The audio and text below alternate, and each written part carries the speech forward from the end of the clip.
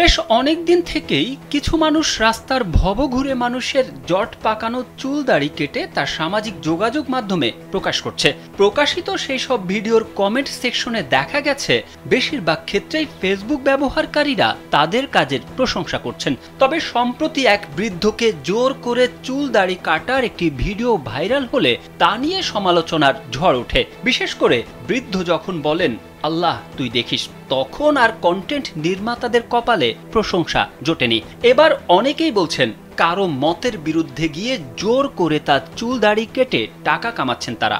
আসলেই কি তাই? আল্লাহ তুমি দেখো তোমার কাছে এইখানে অনুসন্ধানে দেখা যায় চুল দাড়ি কেটে ভিডিও ছাড়ে এমন পেজের সংখ্যা 17টি। ভিডিও তৈরির পেছনে কারা জড়িত এবং তারা এসব কেন করছেন? পেজ বা চ্যানেলের ভিডিওগুলোর মোট ভিউ প্রায় 200 কোটির উপরে, মোট ফলোয়ার প্রায় 4 মিলিয়ন বা 40 লাখের কাছাকাছি।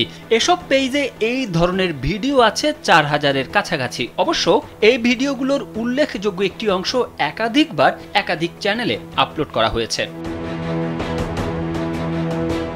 পেজ এবং চ্যানেলের মধ্যে সবচেয়ে জনপ্রিয়টির নাম হচ্ছে মাহবুব ক্রিয়েশন। একই রকম ভিডিও তৈরি করা ভিন্ন আরেকটি ফেসবুক পেজের নাম হিউম্যান সার্ভিস বাংলাদেশ।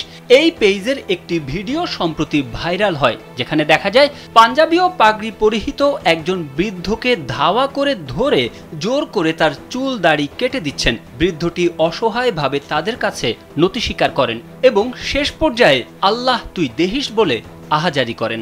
আল্লাহ তুমি দেখো তোমার কাছে এইখানে। হিউম্যান সার্ভিস বাংলাদেশ নামক পেজটিতে দুটি মোবাইল নাম্বার পাওয়া যায়। এর মধ্যে একটিতে কল করে দি ডিসেন্ট নামের একটি সংবাদ মাধ্যম, তবে ওই নাম্বারে কাউকে পাওয়া যায়নি। তবে অন্য নম্বরে কল দিলে সোহরাব নামক একজন কথা বলেন। তিনি জানান এরকম ভব ঘুরেদের জোর করে চুল দাড়ি কাটা আইনসঙ্গত কাজ নয়, সে বিষয়ে তাদের ধারণা ছিল না। এই চ্যানেলে মনিটাইজেশন চালু আছে। সোহরাব জানান মাসে তারা আয় করছেন সর্বোচ্চ 48,000 টাকা।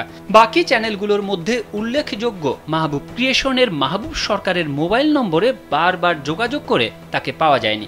তিনি ময়মনসিংহের বৃদ্ধার চুল কাটার ভিডিও ভাইরাল হওয়ার পর গেল 26 সেপ্টেম্বর তার পেজে ঘোষণা দেন তিনি আর এই ধরনের ভিডিও বানাবেন না। তারেক আহমেদ, কালবেলা।